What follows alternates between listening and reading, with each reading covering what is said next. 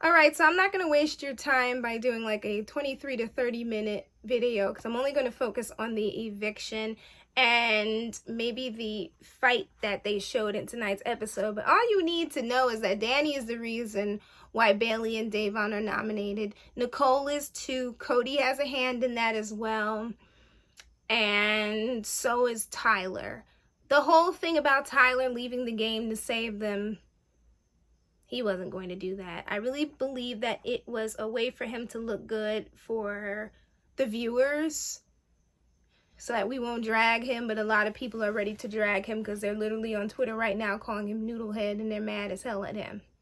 Me personally, as I said before, and as I will continue to say, I'm just sitting here watching the gameplay and that's about it. I'm not focused on all the other stuff, but I will say that it does look weird that Bayleigh and Da'Von are nominated together.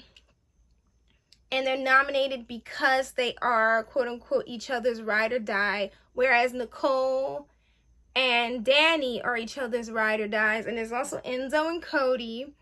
They don't know where Ian stands. Memphis is just chilling out like, Christmas spends this week telling people that this is her HOH and she did what she had to do. And I'm looking at her like, no, you did what the Alliance wanted you to do.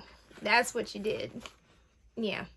And it's hilarious to watch Cody do damage control and Danny do damage control and Tyler do damage control in front of Bayleigh and Da'Von. But for those of you who don't know, there was a plan put in place from the beginning as to when each of these house guests would leave the house. And so far, the big alliance, the committee, is getting exactly what they want. And that's what's making this game boring more than anything else.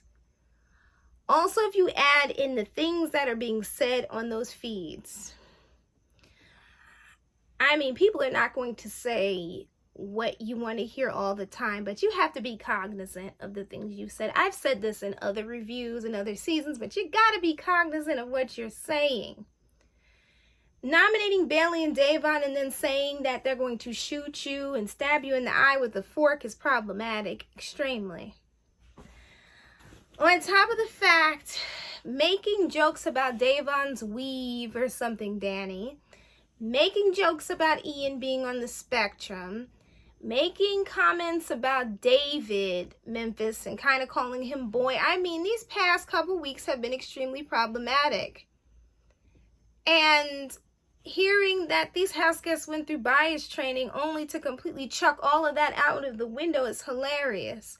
But I think the apex of the problematic pyramid had to be Tyler using the Black Lives Matter movement and everything that's going on in this country involving the racial unrest as a means to continue in this game as a form of strategy to convince Bayleigh and Da'Von that he's going to do everything he can to keep them in the game and basically walk out of the game when I knew damn well he was not going to do that. He was not going to allow himself to be backdoored. That just was not going to happen. There are a lot of fans who keep saying, all you social justice warriors keep bringing up race and different things. This is a game. It is a game. It's also a social experiment. But at the same time, 24 hours a day, these people have cameras on them. People are not going to agree with everything that you say. But you got to be cognizant of what you're saying. And making fun of Ian for rocking back and forth, it's not cool. The dude is on the spectrum. Leave that out of there. Seriously. The comments that have been made about some of these house guests, you guys, you casuals thought that the whole jealousy thing was big. You really need to get the feeds to see what's going on. That's all that I'll say about that. Right now, I'm going to talk about this eviction. And just to keep you abreast of what happened, Christmas became HOH, nominated Bayleigh and Da'Von because they're each other's ride or dies. It's a stupid reason. In fact, this past 5 weeks have had nothing but stupid, wasted nominations and wasted HOHs. I'm ready to see some serious gameplay. I'm ready to see a threat on the block. On the block. Enough of these easy way out type things. I feel like this last quarter of Big Brother is nothing but the easy way out when it comes to nominations. I'm ready to see blood and sweat in this game. I'm ready for people to be worried, not sitting back and chilling or going to sleep early, Memphis, as though you are safe in this game. It's time for Big Brother to make these people sweat. But anyway, I'm Sage Valentine for those of you who don't know. This is my review all about CBS's Big Brother Season 22, the All-Star #2 season, episode number 16. Christmas won the veto, decided not to use it because Tyler wanted to be, backdoored and kicked out of the house. That was all BS. And Christmas was like, I'm not going to get rid of him because we have a final 2. And I'm also not going to cannibalize my alliance. Sweetie, eventually you're going to have to. And if you think they're going to think about you when it's time to do that, you will be the first to go.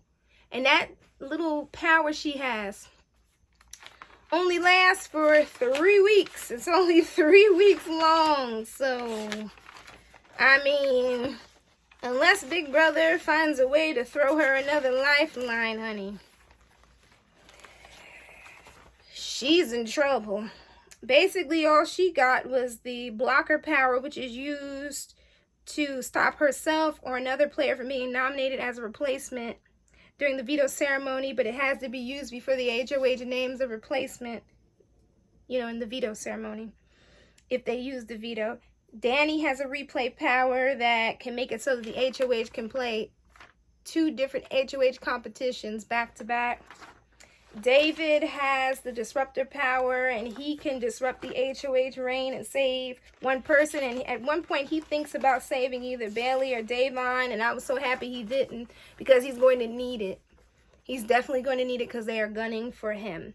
All right, so Christmas said that she won't cannibalize her alliance or her final 2. Davon is upset that Christmas didn't use the veto, and she said that she has to get her head in the game. Tyler said that using the veto isn't good for Christmas's game. Bayleigh won't hug Christmas. She's upset they were tricked. Now, the whole thing is tricky with Bayleigh because I've been watching the feeds, and Bayleigh has been feeling some type of way. And there have been instances where Bayleigh has become upset, and it comes across the wrong way.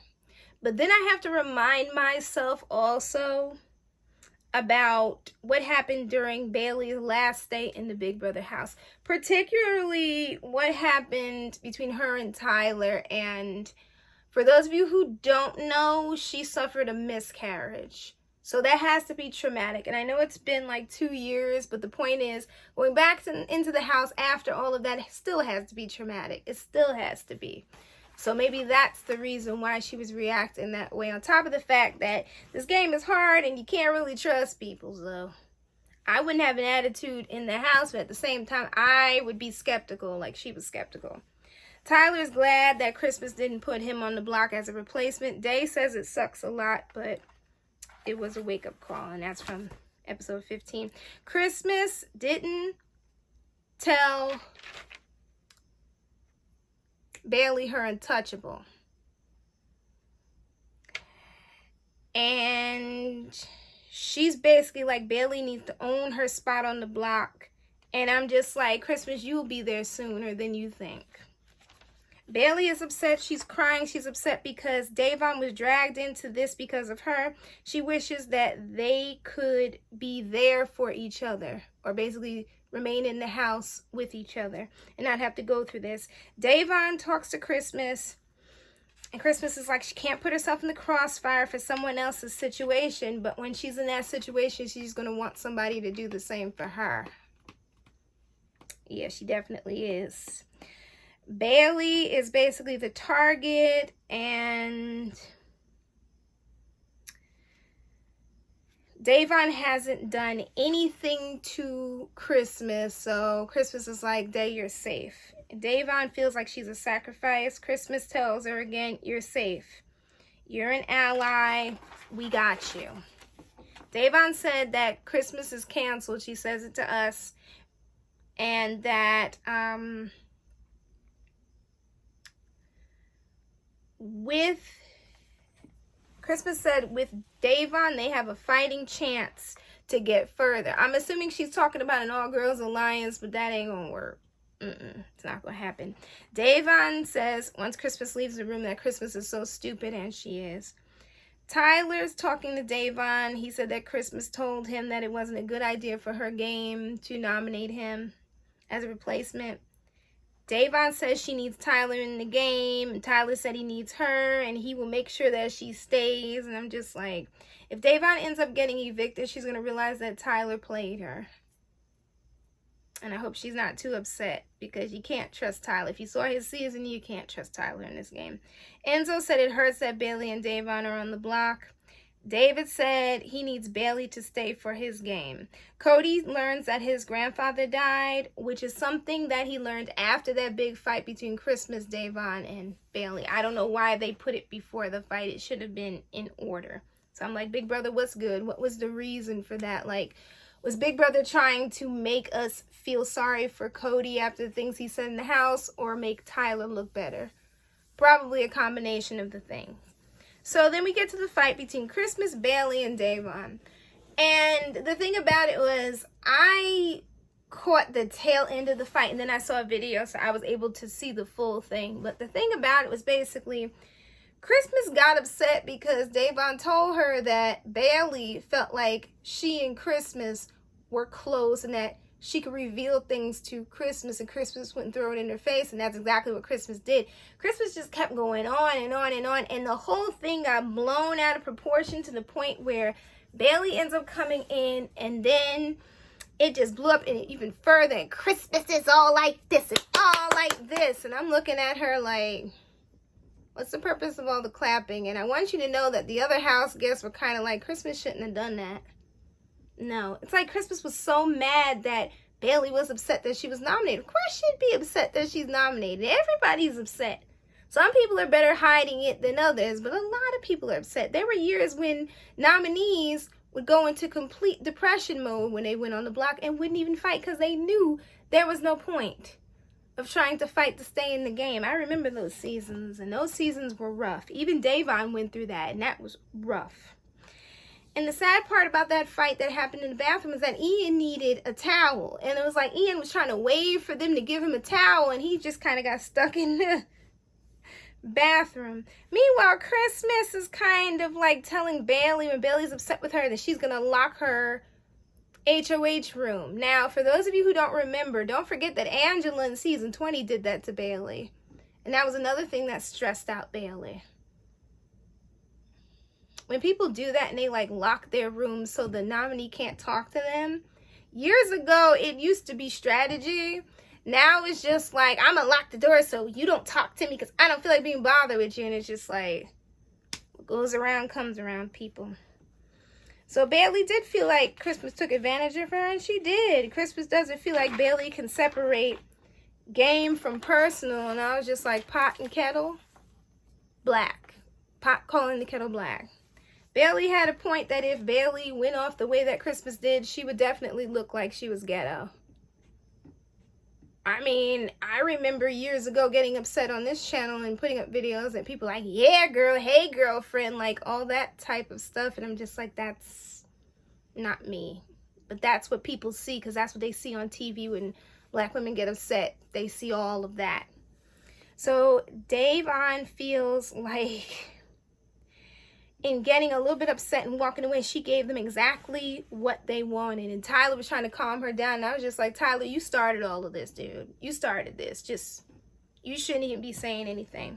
And then Kevin sat in the kitchen, but they didn't show you that Kevin was like, he couldn't understand why Bayleigh and Davon reacted the way they did. Kevin was playing devil's advocate, mentioning that he does not understand what it's like to be a black person. Now, I know a lot of biracial people who are mixed with black Afro-American, and they understand what racism is. I feel like Kevin a lot of times tries to play devil's advocate, and it's working against him because these people still see him as other, and they plan on getting him out soon. And I like Kevin, don't get me wrong. Also, you can't really tell anybody who's on the block, I'm saying this again, how they should feel, and that's exactly what Christmas was doing, and I commend them. Because if this had been other seasons' Christmas would have gotten torn a new one by the other house guests. The heck with the nominees, the other house guests from the past. So it was time for eviction, and Bayleigh and Davon had to give their speeches. Davon said that house guest, it's been said that she's a casualty and as something, she's a casualty and a part of something that she wasn't really a part of. And she said to Bayleigh that black girl magic is forever. Bayleigh says she loves everyone. Vote for what's best for your game. And she loves Davon. So in a vote of 9-0, Danny, Ian, Cody, Enzo, Tyler, David, Memphis, Nicole, Franzel, and Kevin all vote to evict Bayleigh. And when Bayleigh leaves after hugging everybody, she calls Memphis Grandpa. And he definitely is Grandpa because he goes to sleep early and he's always grumpy. I don't even know why he's playing this game at this point. Bayleigh talks to Julie Chen, and she said that she is doing great and she is Davon's #1 supporter. She said that she felt like Christmas betrayed her, and Julie said that Christmas was in an alliance, aka the committee, and she showed Bayleigh all these people. And she also revealed to Bayleigh that Tyler was Christmas's ride or die. And Bayleigh's just like, listen, I wouldn't have come after Christmas or Tyler because I didn't even know. So Tyler admitted what he did, and this is what Bayleigh said to Julie, and that he wants to leave all that drama in the house. Didn't they come to a truce the last time, though? If Bayleigh decides not to speak to Tyler, I wouldn't even be surprised, to be completely honest. But if she chooses to speak to Tyler, then hey, bygones can be bygones. So anyway, Enzo's all upset. He said in his goodbye speech that she was not the goodbye speech, the goodbye message, that Bayleigh was the sister that, the sister he never had. Tyler said he was sorry and he's happy that they came out as friends. Christmas revealed it was too late for them to get together. I'm like, Christmas, nobody cares what you're saying. Davon said that she will finish the race. Hopefully she can, because they plan on getting rid of her in the next 2 to 3 weeks. And Bayleigh said, listen, I came back to this game to prove that I could play after all the emotional things that happened. And she feels like she handled herself well in the house. She did, because she didn't blow up the way that she had in season 20. Like, she got upset, but she held herself back. And there were instances in the house, I'm going to have to say this, where she asked people to leave her alone and they kept talking to her, and it's just like, respect people's boundaries and just leave them be. Although I do understand why Kaser spoke to her, and I'm glad that he did speak to her though. Julie revealed at the beginning of the Power Trip HOH that there's no battle back, and the first 3 people that fall off the wall will be have-nots, and that's about it for the review. So if you want to talk further about Big Brother, hit me up on Twitter. I am at Sage Valentine. If you want to talk in general about this episode, leave me some comments below. You guys take care. I'll be back next Thursday to chat all about Big Brother and Big Brother's happenings. And if Big Brother ends up somehow moving because of football or something, trust me, I will get this review to you on time, because I do have the 10:55. I think that's the other CBS channel. But anyway, love you all. Take care. Sage Valentine. Peace. You guys stay safe out in these COVID streets, because COVID is getting crazy in certain states. I live on the East Coast, so everything's kind of chill, although people won't wear masks. But everything's kind of chill. Hope you guys are doing fine, because there's a lot of craziness happening. I won't say what it is, but leave me some comments. Let me know how you're doing and how you feel about this episode. Love you all. Take care. Bye, guys. Bye.